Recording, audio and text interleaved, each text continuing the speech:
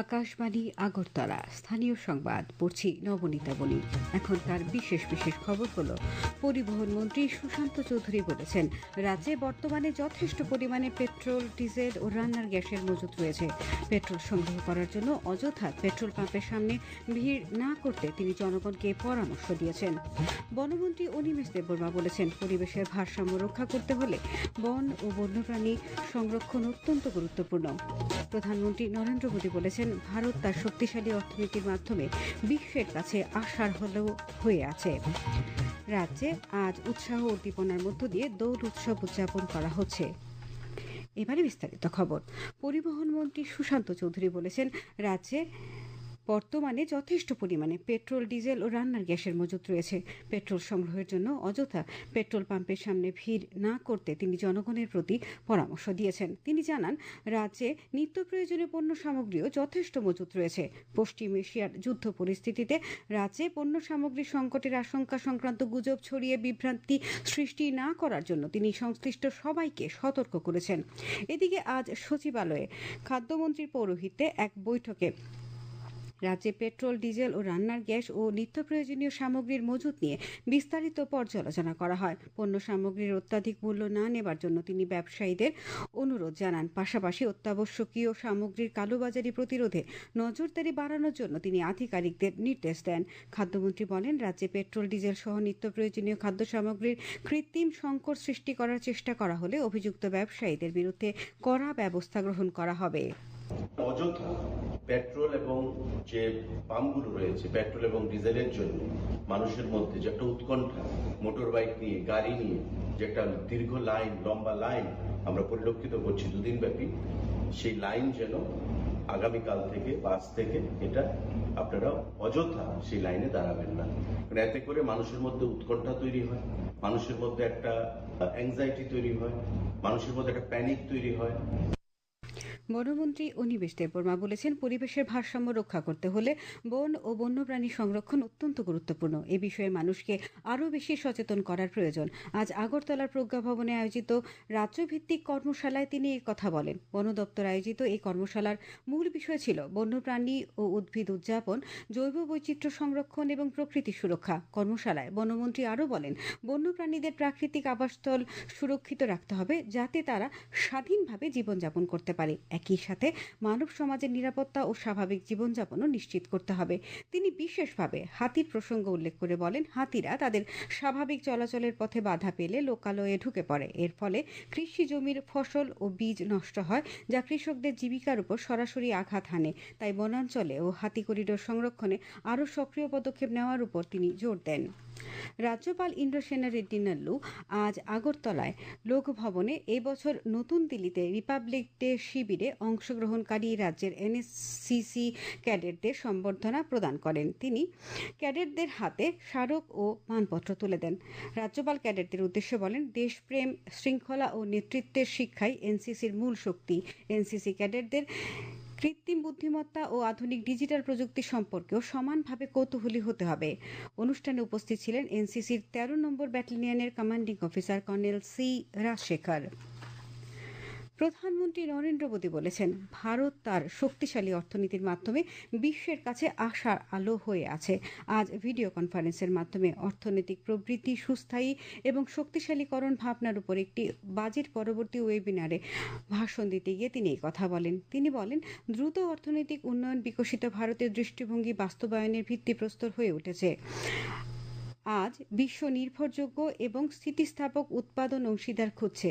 ভারত এই দিকে একটি গুরুত্বপূর্ণ চালিকা শক্তি হয়ে উঠেছে। প্রধানমন্ত্রী আরও বলেন, ভারত অনেক দেশের সাথে মুক্ত বাণিজ্য চুক্তিতে প্রবেশ করেছে এবং দেশের জন্য বিশাল সুযোগের দ্বার উন্মুক্ত হয়েছে। इस वेबिनार की थीम देश की इकोनॉमिक ग्रोथ को निरंतर मजबूती देने से जुड़ी हुई है। आज जब भारत अपनी मजबूत इकोनॉमी से पूरे विश्व की उम्मीद बना हुआ है, आज जब ग्लोबल सप्लाई चेन रीशेप हो रही है, तब अर्थव्यवस्था की तेज प्रगति विकसित भारत का भी बहुत बड़ा आधार है। আজ বিশ্ব বন্যপ্রাণী দিবস। এই উপলক্ষে আজ সামাজিক মাধ্যমে প্রধানমন্ত্রী নরেন্দ্র মোদী বন্যপ্রাণী সংরক্ষণে যারা কাজ করছেন তাদের স্বীকৃতি দেওয়া এবং প্রাণী সংরক্ষণে দায়বদ্ধ থাকার প্রয়োজনীয়তার কথাও তুলে ধরেছেন। তিনি বলেছেন, ভারতের প্রাণী বৈচিত্র্য অনন্য। এদেশের বাঘের সংখ্যা সারা বিশ্বের 70%। এক শৃঙ্গ গন্ডার এবং এশিয়ার হাতিও বৃহত্তম আবাসস্থল ভারত। এশিয়ার সিংহ একমাত্র ভারতেই পাওয়া যায়। বন্যপ্রাণী সংরক্ষণে সরকারের বিভিন্ন পদক্ষেপের কথা তুলে ধরেন প্রধানমন্ত্রী।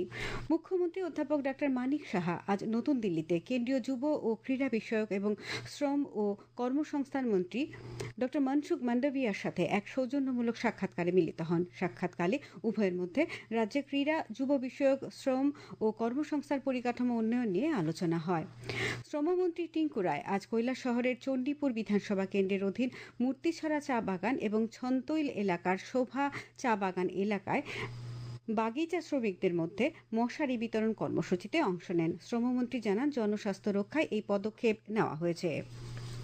খবর শুনছেন আকাশবাণীর আগরতলা কেন্দ্র থেকে। রাজ্যে আজ উৎসাহ উদ্দীপনার মধ্য দিয়ে দোল উৎসব উদযাপন করা হচ্ছে। আগরতলার জগন্নাথ জিও মন্দির, ইস্কন মন্দির, লক্ষ্মীনারায়ণ জিও মন্দিরে ধর্মীয় আচার অনুষ্ঠানের মধ্য দিয়ে দোল পূর্ণিমা উৎসব পালন করা হচ্ছে। মুখ্যমন্ত্রী অধ্যাপক ডাক্তার মানিক সাহা পবিত্র হোলি উৎসব উপলক্ষে রাজ্যবাসীকে শুভেচ্ছা জানিয়েছেন। এক শুভেচ্ছা বার্তায় তিনি পবিত্র এই উৎসব ভ্রাতৃত্ব, ভালোবাসা ও সৌহার্দ্যের বন্ধন আরও সুদৃঢ় করবে বলে আশা ব্যক্ত করেন। বাল্য বয়সে বিয়ের বিরুদ্ধে রুখে দাঁড়িয়ে আজ সরকারি আধিকারিক পদে নিযুক্তি পেল সোনামুড়ার প্রিয়াঙ্কা মজুমদার। বাল্যবিবাহের বিরুদ্ধে অদম্য জেদই বদলে দিয়েছে এক কিশোরীর জীবন। শুনুন একটি প্রতিবেদন। সোনামুড়ার রবীন্দ্রনগর গ্রামের বাসিন্দা প্রিয়াঙ্কা মজুমদার, বাবা দিনমজুর, মা গৃহিণী। সংসারে আর্থিক অনটন ছিল নিত্যসঙ্গী। কিশোরী বয়সেই সামাজিক চাপে তার বিয়ের তোড়জোড় শুরু হয়। নিমন্ত্রণপত্র তৈরি হয়ে যায়, কিন্তু মেয়ের মেধা ও ইচ্ছের কথা ভেবে শেষ পর্যন্ত সাহসী সিদ্ধান্ত নেন তার বাবা মা। বন্ধ করে দেন নাবালিকা মেয়ের বিয়ে। তারপর থেকেই নতুন করে শুরু হয় লড়াই। প্রিয়াঙ্কার প্রথম পড়াশোনা শুরু হয় দক্ষিণ বেচিমারা এসবি স্কুল থেকে। পরে সোনামুড়া দ্বাদশ শ্রেণী বালিকা বিদ্যালয় থেকে মাধ্যমিকে 85% এবং উচ্চ মাধ্যমিকে 82% নম্বর পেয়ে উত্তীর্ণ হয় সে। উচ্চ মাধ্যমিকের পর লেম্বুছড়া স্থিত ফিশারি কলেজ থেকে BFSC এবং 2025 সালে ICAR এর অধীনে থাকা মুম্বাইয়ের central institute of fisheries education থেকে মৎস্য বিজ্ঞানের উপর স্নাতকোত্তর ডিগ্রি লাভ করে।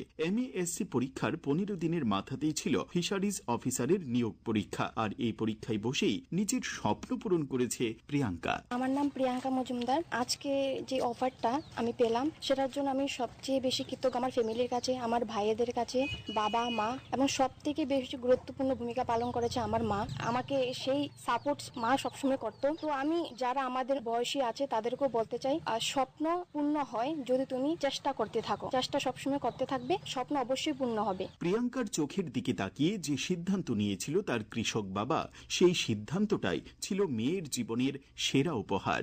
মেয়েটা খুব মেধাবী ছিল, তো তাদের বাইরে খুব ইচ্ছা বোনের পড়ানো, কিন্তু এইভাবে বিয়ের আলাপ প্রচুর আসতেছে, কিন্তু আমরা এদের কর্ণপাত দিই না। আর ছেলেরাও না করছে, না তাকে শুনেবে না, এইসব ব্যাপার বাধ্য। যাক, তাদের অনুমতি নিয়ে মেয়েটা কোন কষ্টে লেখাপড়া করছে, ওরা আজকে সে ফিশারি অফিসার। আমরা সবাই খুশি। প্রিয়াঙ্কার গল্প শুধু একটি পরিবারের সাফল্য নয়, এটি বাল্যবিবাহের বিরুদ্ধে এক শক্ত বার্তা। তাই বলা যায়, মেয়ে মানেই বোঝা নয়, সুযোগ পেলে মেয়েরাও পারে সমাজকে নতুন দিশা দেখাতে। সিপাহীজলা জেলা থেকে অভিজিৎ বর্ধনের প্রতিবেদন, সংবাদ কক্ষ থেকে রাহুল লোধ, আকাশবাণী। ককবরক ভাষা আন্দোলনের শহীদ ধনঞ্জয় ত্রিপুরার 52তম শহীদান দিবস আজ আগরতলা CPIM রাজ্য কার্যালয়ে পালন করা হয়েছে।